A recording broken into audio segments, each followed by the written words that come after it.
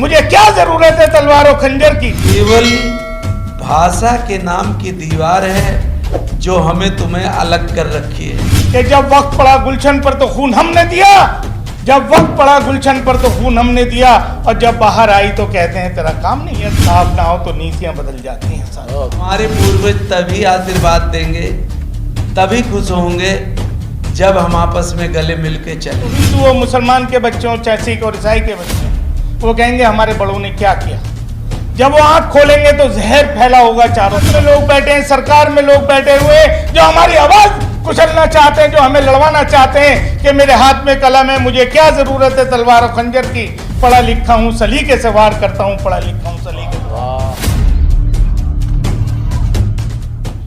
अगर मेरी बात गलत साबित हो जाए तो मीडिया के लोग हैं यहाँ कि यही उलमाए दीन थे जिनका सर कलम करके लाहौर से लेके अलीगढ़ की हर पेड़ी की टहनी पर लटका दिया था, और फिर भी पीछे नहीं थे, हिंदुस्तान को आजाद कराया।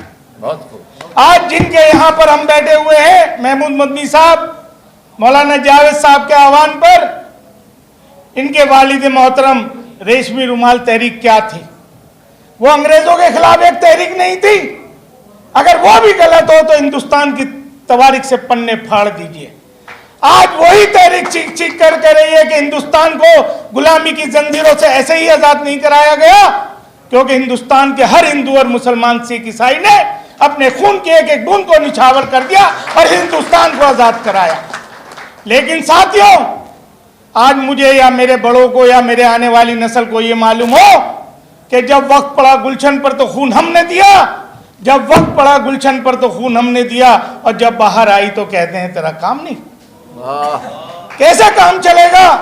आज हमारी चुप्पी के परवरिश जिसकी खौफ के साए में होगी, अपनी परछाई भी देखेगा तो डर जाएगा। क्या करना चाहिए? जैसे कि मेरे से पहले मुकर्रिर ने कहा कि जिंदगी इस तरह रुख बदलने लगी, जिंदगी को निगलने लगी। एक सीता ने की थी परीक्षा कभी, आज सीता हर एक आंगन में जलने लगी। क्यों? क्योंकि आज जो हमारे हिंदुस्तान को चला रहे हैं, जब नीयत साफ ना हो तो नीतियां बदल जाती हैं।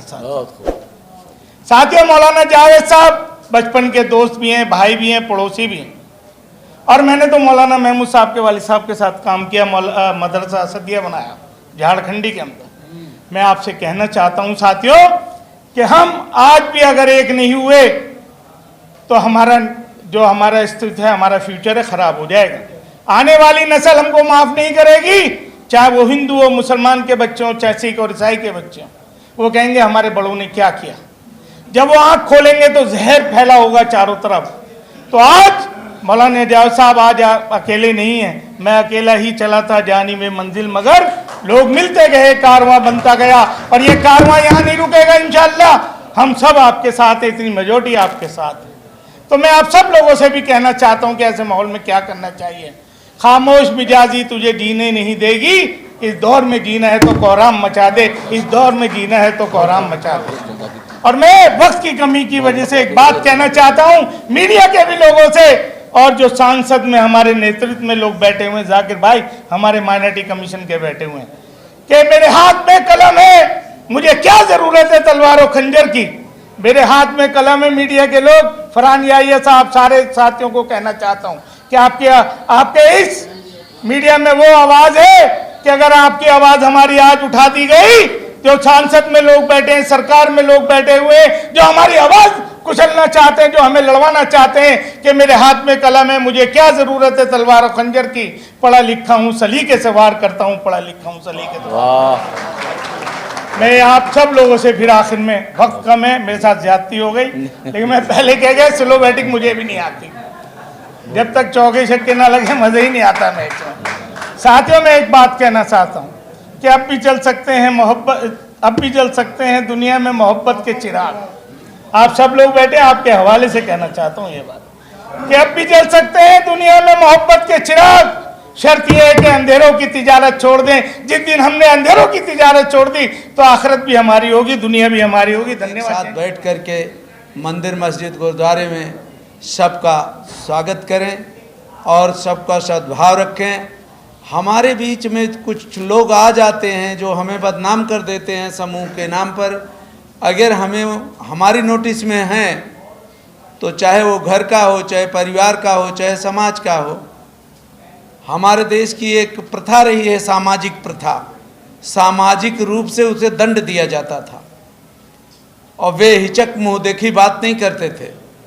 आज अगर हम आप सामाजिक रूप से दंड देना चालू कर दें और सामाजिक दंड संहिता का पालन करें और अपनी सरकार से भी अनुरोध करेंगे कि सामाजिक दंड संहिता बनाई जाए, इसको थोड़ा प्रोत्साहन दिया जाए, है तो, लेकिन थोड़ा प्रोत्साहन दिया जाए तो हर न्याय पंचायतों से सामाजिक रूप से न्याय निकले, उसमें किसी को गलतफहमी ना हो कि हमारा समाज बदनाम हो रहा है, घर बदनाम हो रहा है, परिवार बदनाम हो रहा है। अगर जो गुनाहगार है उसे गुनाहगार की श्रेणी में दे दिया जाए और हम देश के लिए, समाज के लिए, सबके लिए ज़्यादा से ज़्यादा अच्छा जो बोल सकें वो बोलें। समाज के सामने चौखट के अंदर हम चीख चिल्ला के ना बोलें तो ज़्यादा अच्छा है। बहुत अगर हम चीख चिल्ला के आवाज़ निकालते हैं तो अपना ही दिमाग शून्य हो जाता है, काम नहीं करता, हम क्या बोल रहे हैं, क्या कह रहे हैं। और ये मान करके चलना चाहिए कि हम उस परमपिता परमात्मा की औलाद हैं जितने अण कण कण जर्रे जर्रे में व्याप्त है, सभी ईश्वर के रूप में, उनके औलाद के रूप में व्याप्त हैं। नर नर में नारायण है, नर है नारायण है, अल्लाह के मसीहा हैं। इसमें कौन किस बेस में बैठा हुआ है, मैं उन सबको प्रणाम करता हूँ और सबसे यही दुआ और यही आशीर्वाद चाहता हूँ कि हिंदुस्तान का तख्त ताज बरकरार रहे और जैसे सामाजिक प्रतिबंध पहले चलते आए हैं और उन्हीं के आधार पर हमारा देश आगे बढ़ता रहा है, ऐसे हम उम्मीद करते हैं अपने धर्मगुरु भाइयों से कि अब जिस लायक हम हैं, शारीरिक, मानसिक, आर्थिक क्षमता लायक, जहाँ भी पुकारोगे जिस लायक हैं, हम आप लोगों के साथ हैं और हम एक दूसरे की ताकत को ताकत समझें अपनी। सामाजिक अगर एक तख्त पर व्याप्त हो जाएंगे तो आज का युग में जो हम डरते हैं, भय आ जाती है, लेकिन शास्त्र मना करता है, सचिव वैद्य गुरु तीन जो प्रिय बोले भय आस और राज धर्म तन तीन का होत बेगही नाश। तो आप लोगों के बीच में मैं भी रहूंगा तो इस वृद्धावस्था में आपकी ताकत को ताकत समझ करके सत्य बोलने का साहस करूंगा। नहीं तो कोई उग्रवादी, आतंकवादी हाथ पकड़ करके बाहर ले जाएगा, चार थप्पड़ मारेगा भी। लेकिन जब इस ताकत को एक ताकत समझी जाए धर्म की और उसे इंसाफ की राह पे चलें और चलना सिखाएं तो भगवान अल्लाह ताला मेरी मदद करेगा। वो ऐसा जो प्रेरणा मिली है हमें आज दिन तक कि वो परम पिता परमात्मा ऐसी प्रेरणा देता है कि हे भाइयों, तुम लोग धर्म के नाम पर मत लड़ो। मैं मंदिर में हूँ, मस्जिद में हूँ, गुरुद्वारे में हूँ, जल में हूँ, थल में हूँ, हर जगह व्याप्त हूँ। जहाँ भक्तों ने पुकारा वहीं वो मिले। केवल भाषा के नाम की दीवार है जो हमें तुम्हें अलग कर रखी है, बाकी हमारे पूर्वज, आपके पूर्वज सब एक हैं। आज भी हम पूर्वजों की गोत्र की तिलांजलि देते हैं, तर्पण करते हैं। हमारे पूर्वज तभी आशीर्वाद देंगे, तभी खुश होंगे जब हम आपस में गले मिलके चलेंगे।